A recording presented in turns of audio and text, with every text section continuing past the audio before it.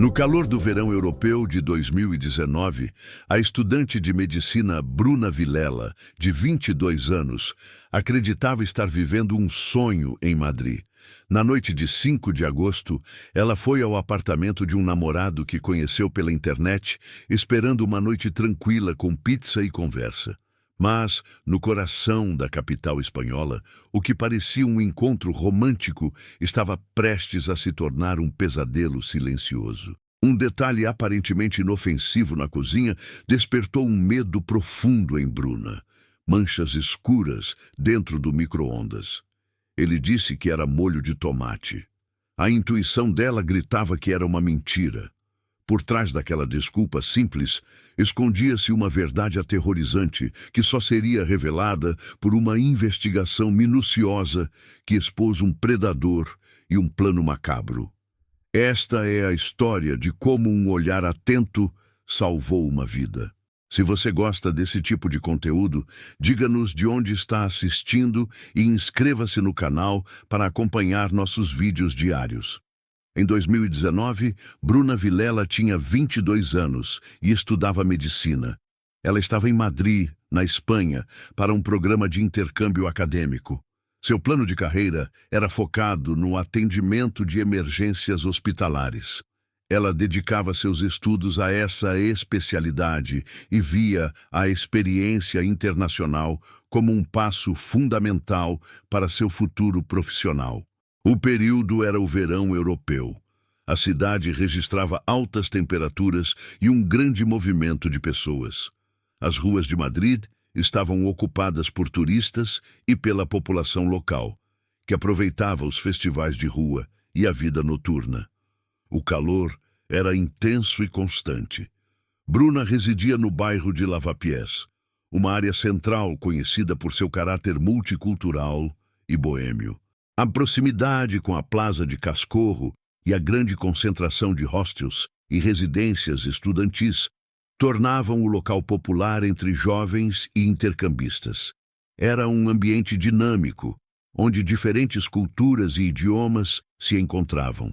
Como muitos outros estudantes estrangeiros, Bruna vivia a rotina de estudos e a imersão cultural que a capital espanhola proporcionava. A cidade representava uma oportunidade de crescimento pessoal e profissional. Para ela, Madrid era a realização de um sonho, um passo importante em sua formação. Ela se sentia segura no ambiente movimentado do bairro, que oferecia uma sensação de comunidade e constante atividade. A atmosfera vibrante da cidade, no entanto, formaria o pano de fundo para um evento que interromperia seus planos. O bairro de Lavapiés, com seu fluxo constante de pessoas e sua vida agitada, se tornaria o cenário de um incidente que testaria sua percepção e seus instintos de sobrevivência. Naquele verão, a experiência de intercâmbio de Bruna Vilela tomaria um rumo inesperado, distante das salas de aula e dos pontos turísticos. O perigo não estava nas ruas movimentadas, mas em um ambiente privado, onde a confiança seria usada como uma arma. Bruna Vilela conheceu o homem por meio de um aplicativo de relacionamento. A comunicação entre eles ocorreu durante semanas, exclusivamente por mensagens de texto. Ele construiu uma imagem de confiança, apresentando-se como um profissional com interesses compatíveis aos dela. A interação constante solidificou a percepção de Bruna de que se tratava de uma conexão genuína. No dia 5 de agosto de 2019, a conversa evoluiu para um convite. Ele a chamou para ir ao seu apartamento, localizado no mesmo bairro de Lavapiés. O plano proposto era simples e casual: pedir uma pizza, assistir a uma série e conversar pessoalmente pela primeira vez. A natureza informal do convite foi um fator que contribuiu para a sensação de segurança. Bruna aceitou. A confiança estabelecida durante as semanas de conversa a levou a acreditar que o encontro era seguro. Ela via o convite como um passo natural para o início de um relacionamento sério. As mensagens trocadas naquele dia confirmaram os detalhes do encontro. Ela se dirigiu ao endereço combinado, esperando que a noite correspondesse às suas expectativas. Na noite de 5 de agosto de 2019, Bruna Vilela chegou ao endereço combinado. O prédio era antigo, característico da arquitetura do bairro de Lavapiés. O registro de sua entrada foi capturado por uma câmera de segurança instalada no saguão, um fato que mais tarde se tornaria uma evidência cronológica para a investigação. Ele a recebeu na porta do apartamento. O comportamento inicial dele foi cordial, mas contido. O apartamento era pequeno e com poucos móveis. A organização do espaço era mínima, passando uma impressão de transitoriedade. Assim que entrou, Bruna percebeu um forte cheiro de produto de limpeza no ar, um odor químico que se sobrepunha a qualquer outro aroma no ambiente. A conversa não fluía com a mesma naturalidade das mensagens de texto. Ele falava de forma rápida e desviava o olhar com frequência. O plano de pedir uma pizza e assistir a uma série foi adiado por ele, que insistiu que conversassem primeiro. Bruna notou a discrepância entre a imagem construída virtualmente e a pessoa à sua frente. Havia uma tensão no ambiente que ela não conseguia identificar. A atmosfera do local era diferente do que ela havia imaginado para um primeiro encontro. A sensação de que algo estava fora do lugar começou a se instalar. Foi então que seu olhar se voltou para a cozinha do pequeno apartamento. A cozinha era integrada à sala, separada apenas por um pequeno balcão. Sobre este balcão, um micro-ondas chamou a atenção de Bruna. Um pano de prato estava posicionado de forma incomum sobre a porta do aparelho, como se escondesse algo deliberadamente. A porta de vidro do micro-ondas não estava completamente fechada, o que permitia uma visão parcial de seu interior. Bruna conseguiu identificar manchas escuras, quase pretas, espalhadas pelas paredes internas do equipamento. As marcas tinham um padrão de respingo, inconsistente com um simples derramamento de comida. O homem percebeu o olhar dela fixo no eletrodoméstico. De forma imediata, ele se adiantou e ofereceu uma explicação. Disse que era molho de tomate de uma refeição anterior e que ainda não havia tido tempo de limpar adequadamente. A justificativa não convenceu Bruna. Como estudante de medicina, ela possuía conhecimento básico sobre a aparência de fluidos biológicos após a oxidação. A cor e a consistência das manchas não correspondiam à descrição de molho de tomate. O tom era mais escuro e a textura parecia coagulada.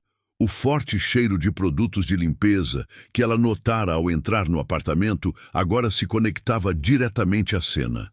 A tentativa de ocultar as manchas com o pano de prato reforçou sua suspeita. Naquele momento, a desconfiança inicial se transformou em um estado de alerta concreto.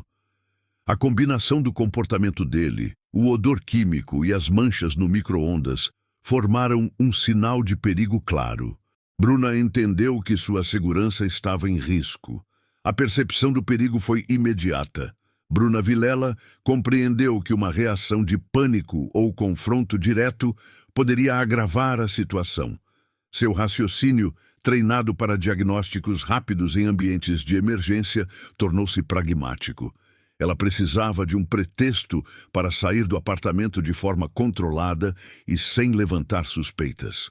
A estratégia exigia calma e precisão. O plano se formou em segundos. Ela usaria o telefone celular.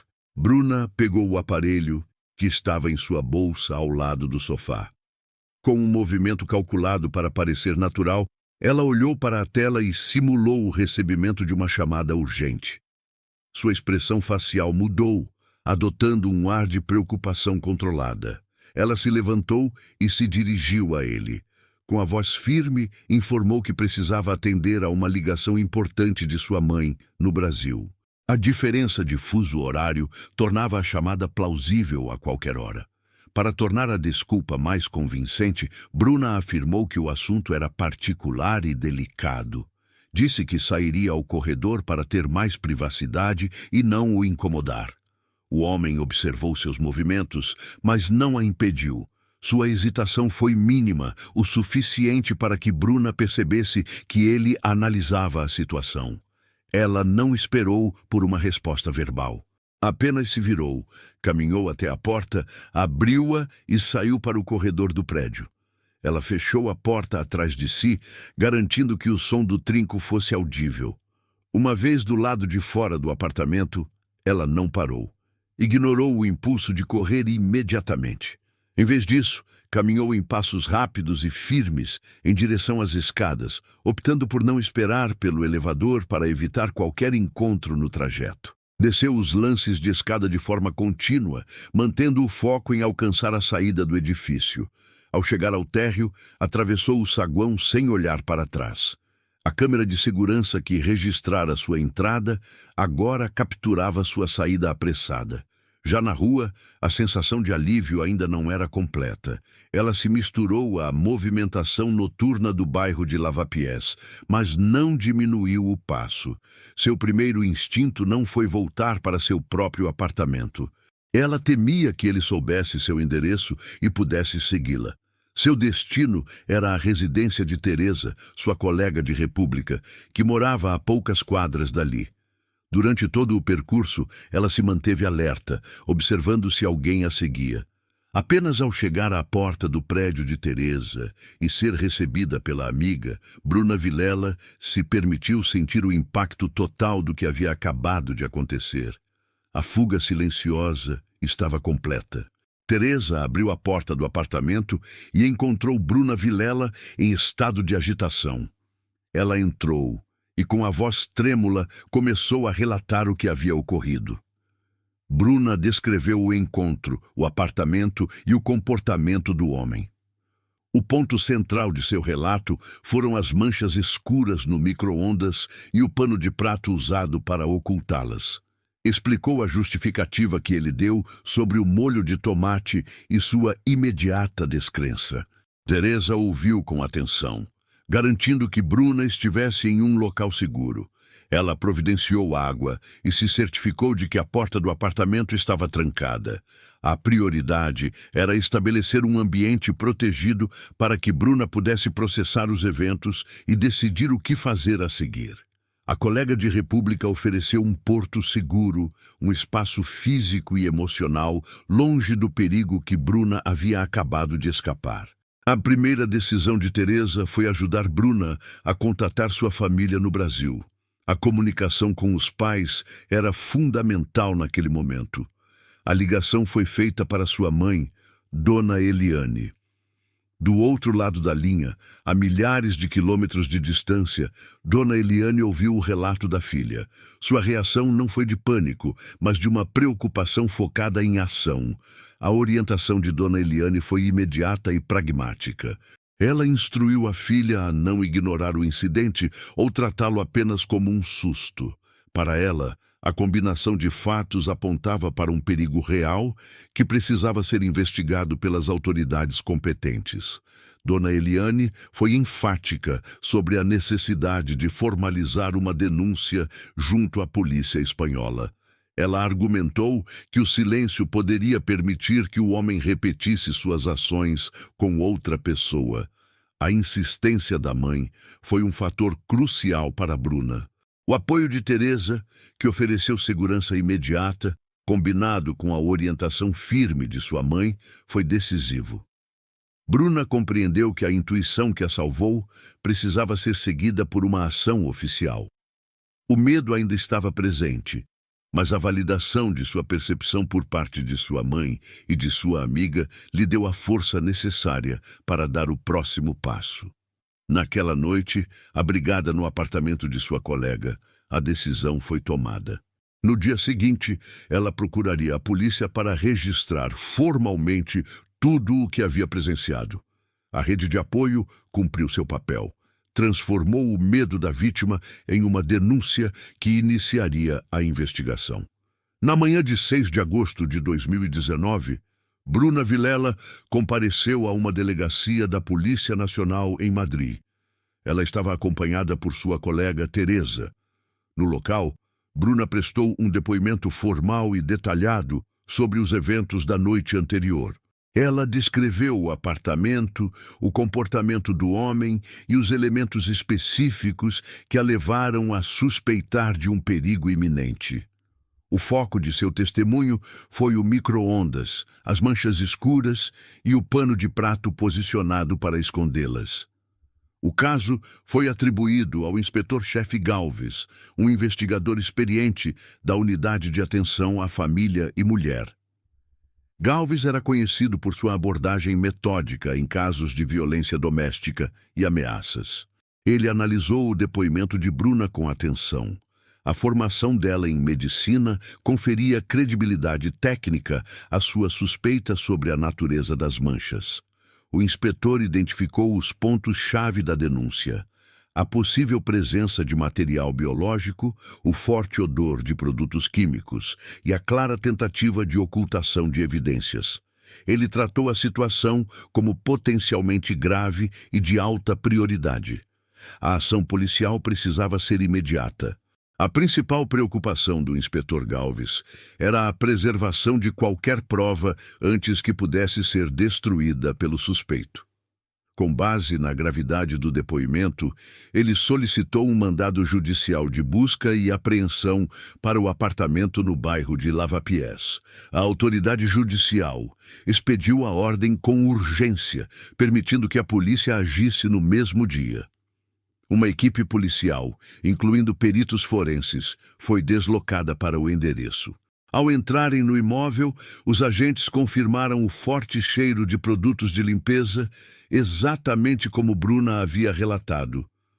O micro-ondas foi imediatamente isolado como o principal ponto de interesse da investigação.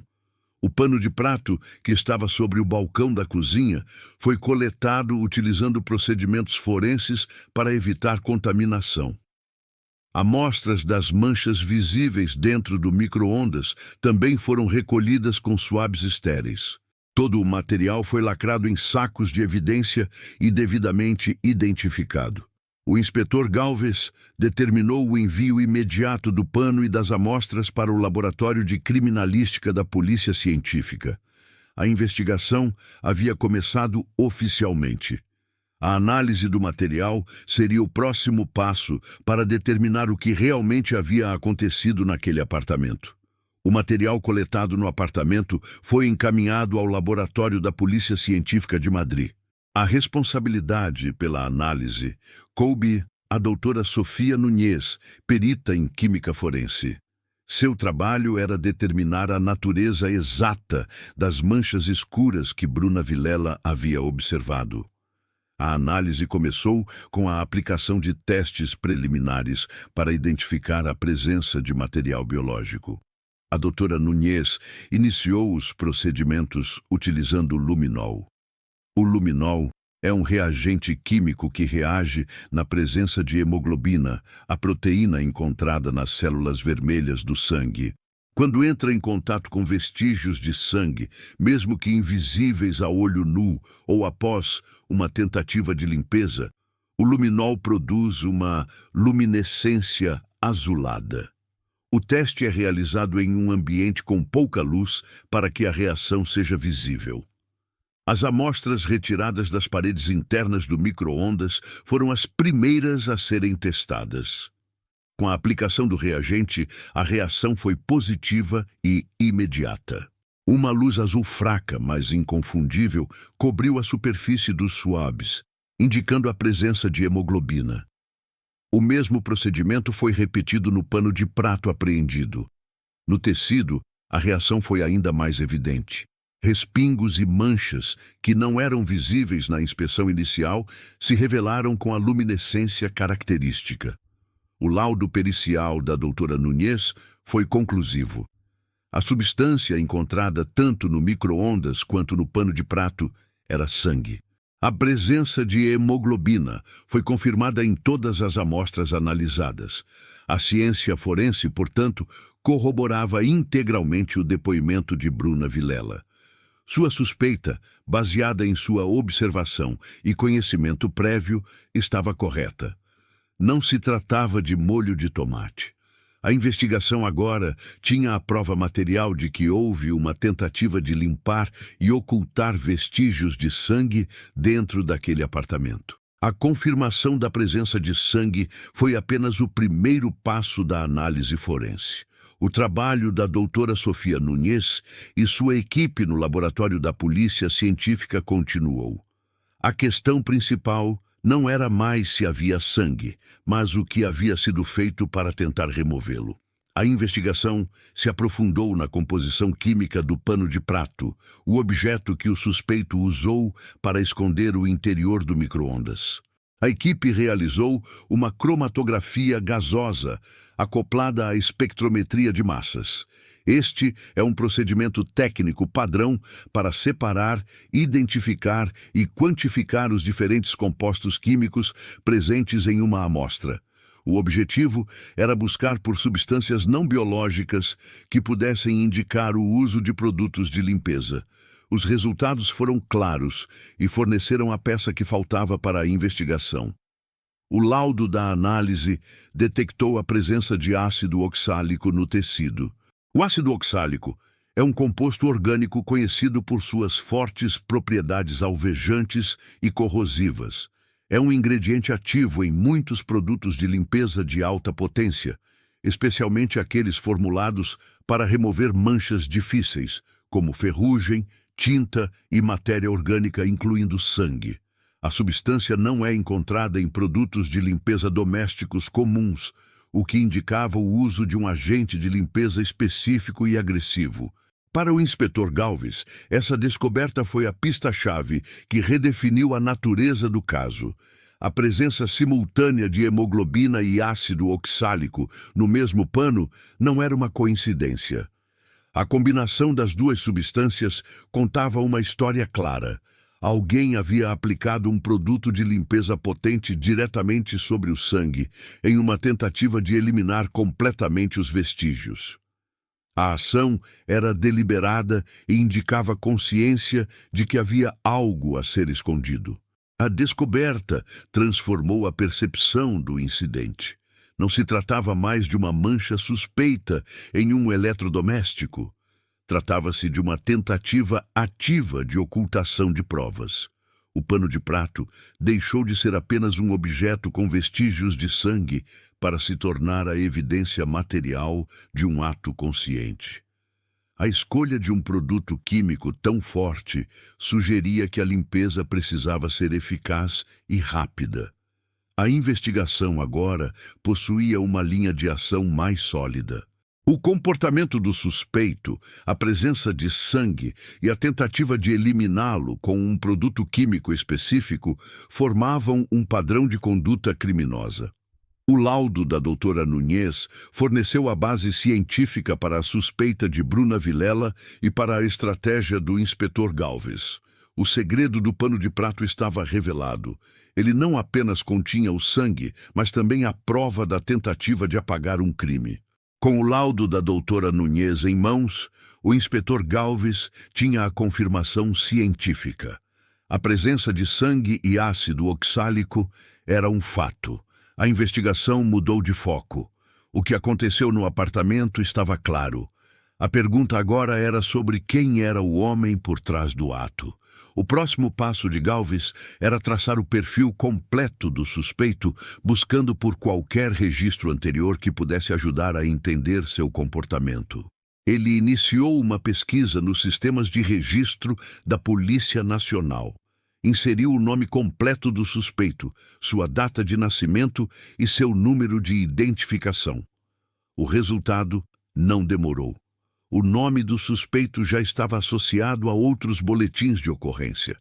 Eram registros de anos anteriores, feitos por duas ex-companheiras diferentes. O inspetor analisou cada um dos documentos. Os relatos descreviam um padrão de comportamento. Agressão verbal, ameaças veladas e atos de intimidação psicológica eram temas recorrentes. Uma das denúncias mencionava objetos pessoais destruídos durante discussões. Outra descrevia um controle excessivo sobre as atividades sociais da vítima. Muitos desses casos, no entanto, haviam sido arquivados. As provas eram insuficientes ou as vítimas, sob pressão, retiravam a queixa.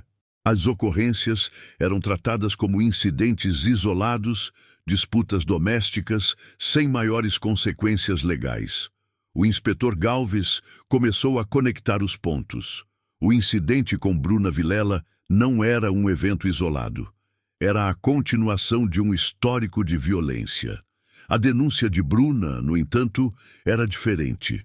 Ela fornecia uma prova material e um testemunho técnico. O laudo forense era irrefutável. A tentativa de limpar o sangue com um produto químico específico demonstrava premeditação e uma consciência clara de seus atos. O que antes eram palavras contra palavras, agora era um fato científico. O histórico do agressor lançava uma nova luz sobre o caso. As denúncias anteriores, antes vistas como inconclusivas, agora pareciam etapas de uma escalada de violência.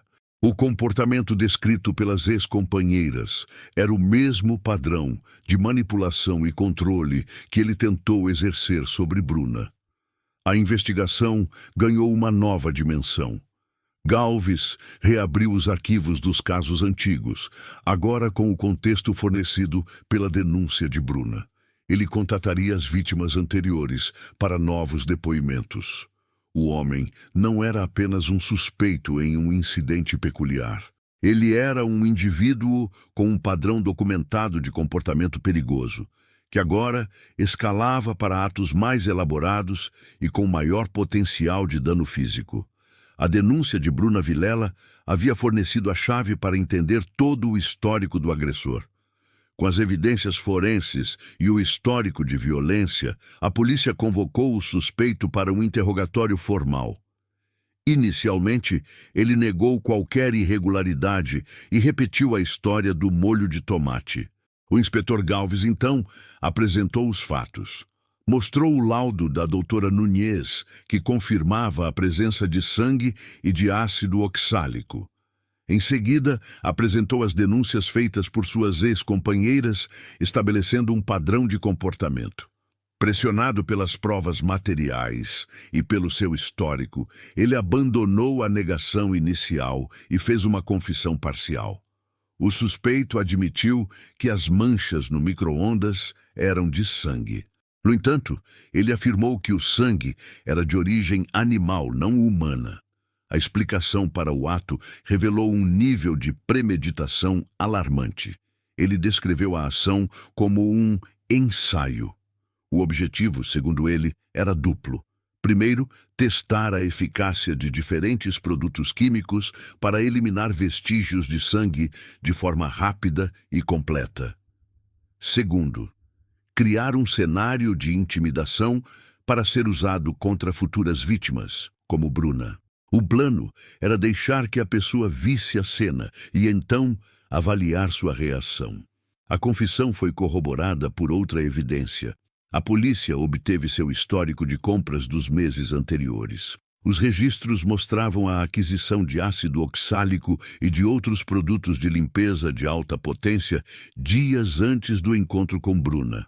A compra não foi acidental. Era parte de um plano calculado. O incidente não foi um ato espontâneo, mas um experimento deliberado para a prática de violência e ocultação de provas. A investigação expandiu-se para além das evidências forenses. O inspetor Galves e sua equipe iniciaram uma série de entrevistas com os moradores do prédio onde o suspeito residia. O objetivo era coletar informações sobre o comportamento dele e sobre qualquer atividade incomum no apartamento. Os depoimentos dos vizinhos revelaram um padrão de perturbação sonora. Vários residentes confirmaram que ouviam ruídos frequentes vindos do apartamento do suspeito. Eles descreveram os sons como discussões em voz alta e gritos. Os incidentes não eram isolados. Ocorriam de forma recorrente, principalmente durante o período noturno. A constância dos barulhos era um fato conhecido entre os moradores do mesmo andar e de andares adjacentes.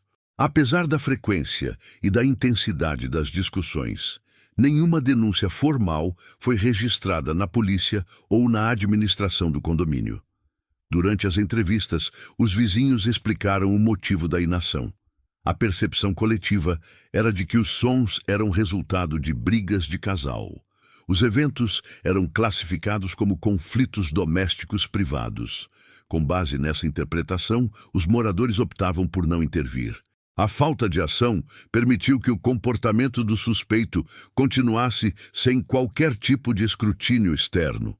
Os gritos que ecoavam pelos corredores eram tratados como um problema particular, não como um sinal de alerta para a comunidade. A investigação policial revelou que esses ruídos eram mais um indicador do padrão de violência do agressor. Eram sinais sonoros que, assim como os sinais visuais dentro do apartamento, foram ignorados. A normalização do conflito criou um ambiente onde o perigo pôde escalar sem ser reportado às autoridades. Em 12 de agosto de 2019, uma semana após a denúncia de Bruna Vilela, a investigação liderada pelo inspetor Galves chegou a um ponto decisivo. O conjunto de provas materiais, depoimentos e confissões parciais formava uma base sólida para a ação judicial. A Polícia Nacional compilou todo o material em um dossiê completo e o encaminhou ao Ministério Público de Madrid. O documento continha o laudo pericial da doutora Núñez, os registros das câmeras de segurança, o histórico de compras de produtos químicos do suspeito e as transcrições dos interrogatórios. A análise do Ministério Público foi rápida. Os promotores avaliaram que as evidências eram suficientes não apenas para corroborar o relato de Bruna, mas também para recontextualizar as denúncias anteriores feitas contra o mesmo indivíduo. A estratégia da acusação se baseou na unificação dos casos. O incidente com Bruna Vilela não seria tratado como um evento isolado, mas como a prova final que revelava um padrão contínuo de comportamento criminoso. A premeditação demonstrada no ensaio com sangue animal e produtos de limpeza serviu como um elo entre as diferentes acusações. Com base nesta avaliação, o agressor foi formalmente indiciado. As acusações oficiais refletiam a gravidade e a complexidade de seus atos. Ele foi indiciado por 3 crimes distintos, conectando o evento recente com seu histórico de violência. A primeira acusação foi de ameaça, fundamentada nos depoimentos das ex-companheiras, que agora eram reforçados pelo caráter intimidatório do cenário que ele preparou para Bruna. A segunda acusação foi de lesão corporal, referente a um dos casos anteriores em que a agressão física havia sido reportada, mas que carecia de provas conclusivas na época. A denúncia de Bruna e a demonstração de seu comportamento violento deram novo peso à palavra da vítima anterior. A terceira acusação foi de ocultação de provas. Este indiciamento estava diretamente ligado ao incidente com Bruna Vilela. O uso de ácido oxálico para tentar eliminar vestígios de sangue do micro-ondas e do pano de prato caracterizava, segundo a legislação espanhola, uma tentativa deliberada de destruir evidências de um ato ilícito. O laudo da doutora Núñez foi a prova material irrefutável para esta acusação específica. A confissão parcial do suspeito, na qual ele admitiu ter realizado um ensaio para testar métodos de limpeza, foi usada pela promotoria como prova de sua intenção consciente de cometer o crime. O trabalho do inspetor Galves foi fundamental para a construção do caso. Ele não se limitou a investigar a denúncia de Bruna. Sua iniciativa de cruzar informações, reabrir arquivos antigos e contatar as vítimas anteriores permitiu que a justiça enxergasse o quadro completo. Casos que antes haviam sido arquivados por falta de provas ou por serem considerados disputas domésticas foram reavaliados sob a nova luz dos fatos. O padrão de escalada de violência ficou evidente para a promotoria. Com o indiciamento formal, o processo judicial foi iniciado. O agressor passou a responder legalmente por seus atos, enfrentando a possibilidade de uma condenação criminal. Medidas cautelares foram impostas para garantir que ele não representasse um perigo para Bruna ou para as outras vítimas durante o andamento do processo. O sistema legal, que antes havia falhado em proteger as vítimas anteriores, agora estava plenamente ativado. A denúncia de uma estudante de intercâmbio, baseada em sua percepção de um detalhe fora do lugar, resultou em consequências legais concretas para um agressor em série. O processo que se seguiu definiria o desfecho judicial de um histórico de violência que até então havia permanecido nas sombras. O caso de Bruna Vilela teve repercussões para além da esfera criminal.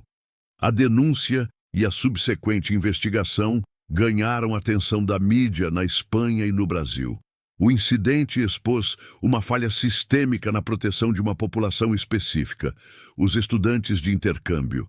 A história de Bruna destacou a vulnerabilidade de jovens que se encontram em um país estrangeiro, muitas vezes com conhecimento limitado sobre os procedimentos legais locais e sem uma rede de apoio familiar próxima para recorrer em momentos de crise. A situação de Bruna serviu como um catalisador para o setor educacional. Universidades e agências de intercâmbio, tanto na Espanha quanto em outros países europeus, iniciaram uma reavaliação completa de seus protocolos de segurança e acolhimento. O caso demonstrou que as orientações gerais sobre a vida em uma nova cidade eram insuficientes. Havia uma necessidade clara de criar mecanismos de resposta mais robustos para situações de risco pessoal e violência.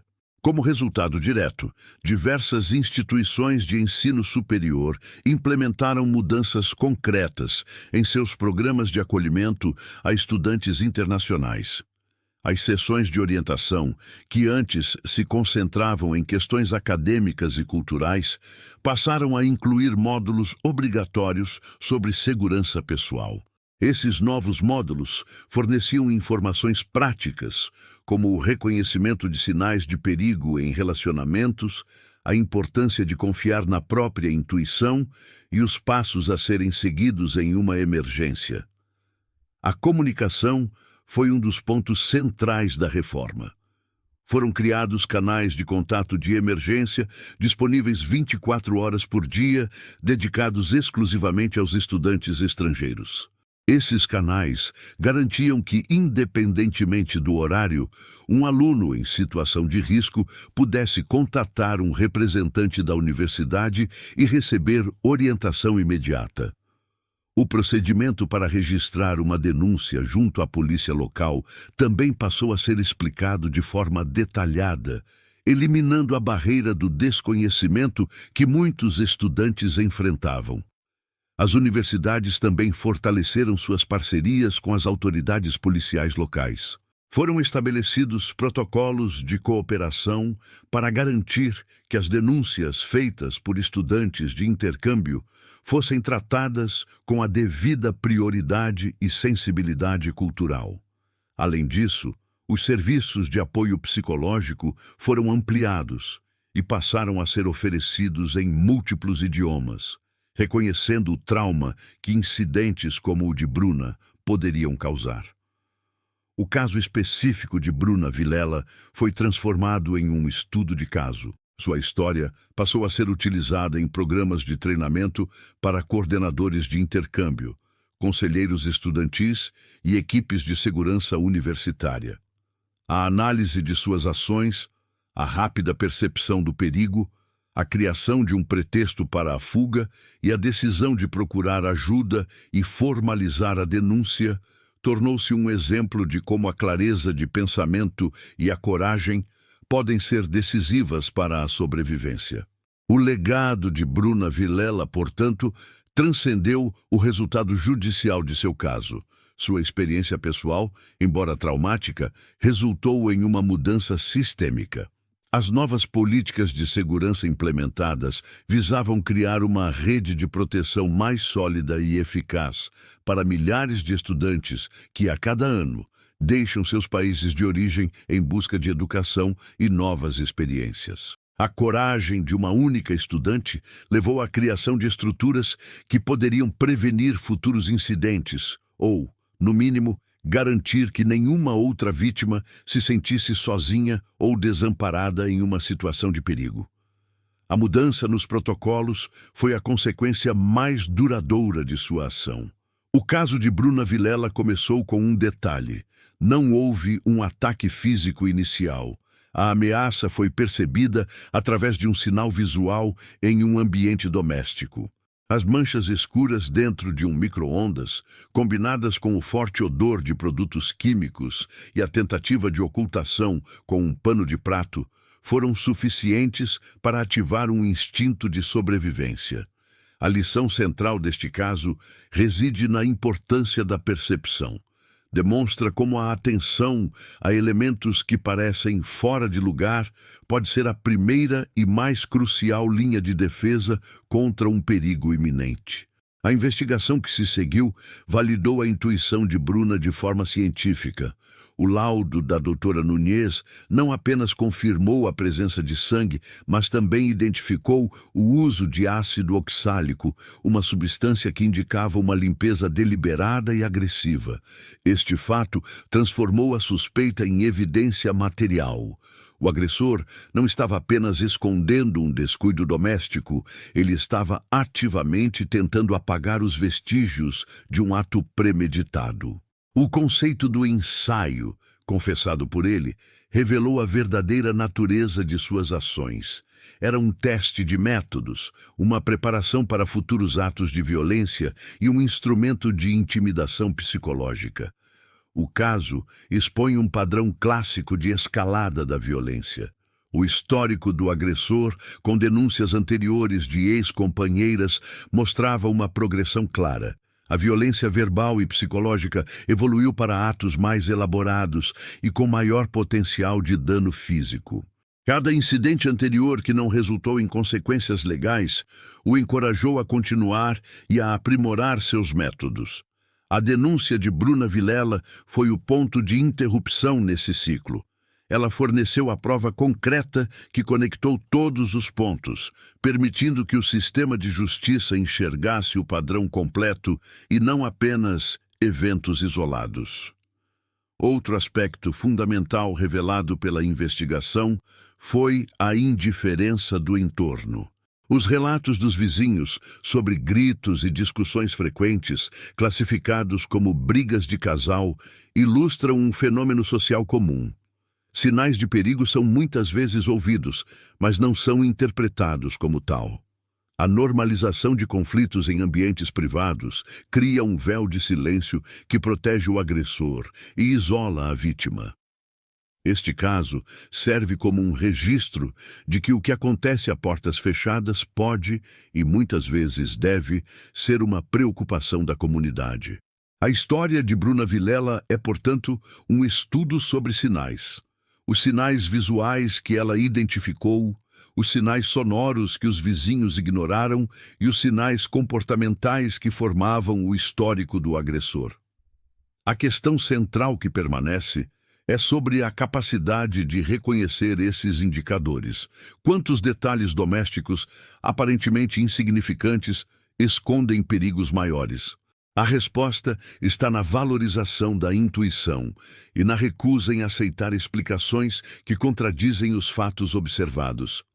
A atenção de Bruna a um pequeno detalhe não foi um ato de sorte, foi um ato de inteligência e percepção que salvou sua vida. A lição é clara. Em situações de risco, a evidência mais importante pode ser aquela que se recusa a ser escondida por um simples pano de prato. Se você gostou do vídeo, diga-nos de onde está assistindo e inscreva-se no canal para acompanhar nosso conteúdo.